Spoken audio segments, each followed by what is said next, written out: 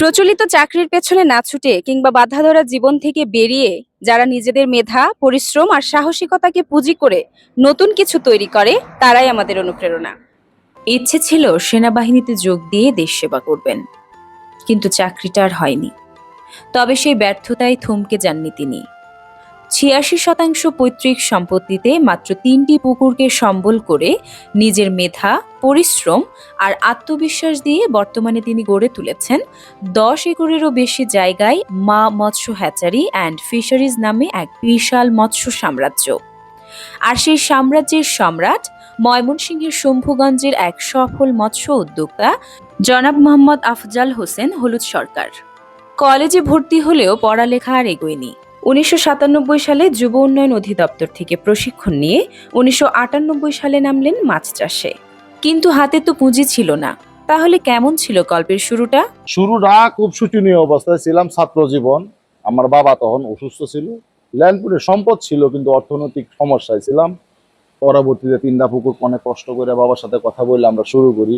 পরবর্তী সময় ২০০২-এ বাংলাদেশ কৃষি ব্যাংক আমাকে একটু সহায়তা করছে, ২ লক্ষ টাকা আমাকে ঋণ দিয়েছিল।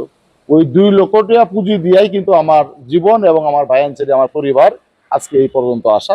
তাই আমি অনেক কষ্ট করছি, এটা নিজে করতে আমি পছন্দ করেছি। এবং মাছের ইঞ্জেকশন এবং মাছের ট্রিটমেন্ট এটা আমি নিজেই এখন পর্যন্ত করি। হ্যাচারির কার্যক্রম নিয়ে আপনার কাছে একটু সংক্ষেপে জানতে চাই। আসলে হ্যাচারির কার্যক্রম হইলো আমরা প্রত্যেক সপ্তাহে একবার মাছ ধরি। শনিবারে মাছ ধরি, শনিবারে মাছ ধরার পরে সন্ধ্যা ৭টা থেকে ইঞ্জেকশন শুরু হয়। রোববারে ডিম, সমস্ত ডিম কালেকশন করি। পরবর্তীতে বুধবার, বৃহস্পতিবার, শুক্রবারে সেল দিই, আবার শনিবারে মাছ ধরি। আবার আমার কালচারও ব্যবসা আছে, মাছের কালচার এবং পাবদা, গুলশা, পাঙ্কাশ, সেটিও আমি কালচার দিই এবং এটা থেকে একটা প্রফিট আসে। ব্যবসা শুরু করতে না করতেই আঘাত হানে ১৯৯৮ সালের সেই ভয়াবহ বন্যা। কিন্তু সেই বিধ্বংসী বন্যায় দেউলিয়া হওয়ার বদলে উল্টো কিভাবে লাভবান হলেন তিনি? এই বন্যায় আমার সমস্ত পুকুরি তল হয়েছিল। তাহলে এটার ভিতরে আমি আমার টেকনিক্যালি একটা কাজ করছিলাম। কিশোরগঞ্জের হাই রোডের যে পুকুরগুলো ছিল, সেই পুকুরের এক সাইড বাসা ছিল আর ৩ সাইডই আপনার পুকুরের তলে ছিল। তো এটা আমি যে সাইড বাসা, এই সাইডে আমি কিছু কিছু খাবার দিতাম। পরবর্তীতে পানি যখন কমলো, কমার পরে যখন আমি আবার জাল ফেলাইলাম, যে না, আশা করি যে মাছ আমার পুকুরে ছিল সেইটা রয়েছে, আবার বাইরের কিছু মাছ আবার পুকুরে রয়েছে। সেই ৩ পুকুরের ছোট্ট শুরুটা আজ ২২টি বিশাল পুকুরে বিস্তৃত। প্রকৃতিপ্রেমী এই মানুষটি ফিশারির চারপাশে সুপারি আর নানা জাতের গাছ লাগিয়েছেন নিজের হাতে, যারা প্রশান্তির ছায়া দিচ্ছে। কোনো পুকুরে কার্প জাতীয় মাছ, তো কোনোটায় পাবদা, শিং, পাঙ্গাসের মতো ক্যাটফিশ। সবই চাষ হয় বৈজ্ঞানিক নিয়মে। ভালো মানের খাবার দিয়ে তৈরি হয় জাতরেণু। কিন্তু তিনি এত বিশাল পরিসরে মাছের খাবারের মান ও হ্যাচারির প্রযুক্তি সামলান কিভাবে? এটা আপনার খাবারটা হলো, এই যে ফিট বিভিন্ন কোম্পানি আছে, ভালো মানের কোম্পানি। এই কোম্পানির লেভেল আছে, বস্তার গায়ে লেভেল। এটা আমরা ল্যাবে যদি টেস্ট করি যে কোনটা কত পার্সেন্ট, তারা কিন্তু বলে দেয়। এই টেস্টে অনেক সময় অনেক কোম্পানিটি পাওয়া যায় সঠিক, অনেকটি পাওয়া যায় না। যেটি আমরা সঠিক পাই, এই খাবারটাই আমরা দিই।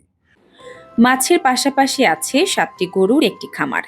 নিজের কোরবানি তো হয়ই, হাটে বিক্রিও করেন দুধ আর গরু। তার এই খামারে এবং ফিশারিতে আজ ৮ জন মানুষের স্থায়ী রুজি রোজগারের ব্যবস্থা হয়েছে, আর মৌসুমে কাজ পান আরও অনেকেই। মাছের রেণুর গুণগত মান ধরে রাখার স্বীকৃতি হিসেবে ময়মনসিংহ জেলা মৎস্য দপ্তর থেকে পেয়েছেন সম্মাননা স্মারক। তবে আসল পুরস্কারটা সম্ভবত অন্য জায়গায়। প্রতি বছর বাংলাদেশ কৃষি বিশ্ববিদ্যালয়ের শিক্ষার্থীরা তার কাছে আসেন হাতে কলমে বিদ্যা শিখতে, যা তাকে ভীষণ প্রশান্তি দেয়। আজ মৎস্য চাষী যার একমাত্র পেশা ও পরিচয়, জানতে চাই ৩০ বছরের অভিজ্ঞতায় অর্জিত এই বিশাল সাফল্যের পেছনে মূল ভূমিকা কার ছিল? পিছনের চাবিকাঠি আমার বাবা এবং আমার মা তো আছেই। টাকা জমি মর্গেজের মাধ্যমে আমি কৃষি ব্যাংক এবং আমার বাবা, দুইটাই পাশাপাশি আমি এই সফলতা অর্জন করেছি।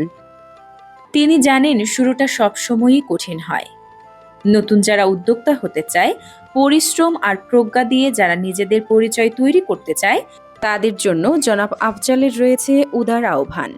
যার কিছুই নাই, সে যদি ব্যবসা করতে চায়, মাছের ব্যবসা করতে পারবে। যেমন অনেকেই আমি সহায়তা করি, আমার কাছে আসে পড়ার জন্য। আমি বলি যে তোমরা ছাত্র জীবনে কিছু করতে পারতেছো না, পড়াশোনা শেষ করছো, চাকরিও পাইতেছো না, তাহলে আসো, তোমরা একটা পুকুর লিজে নাও, আমি প্রয়োজনে মাছ দিব, আমি পোনা দেই, রেনু চাললে রেনু দেই। এভাবেও কিন্তু অনেক ব্যবসা করে অনেকই সফল হয়েছে। তিনি মনে করেন যদি কেউ যথাযথ প্রশিক্ষণ নিয়ে মৎস্য চাষ শুরু করেন এবং ধৈর্য নিয়ে কঠোর পরিশ্রম করে যান তাহলে তার সফলতা আসবেই। জনাব আফজাল হোসেনের কাছে জানতে চাইলাম আগামী 10 বছর পর মা মৎস্য হ্যাচারি অ্যান্ড ফিশারিজকে তিনি কোথায় দেখতে চান।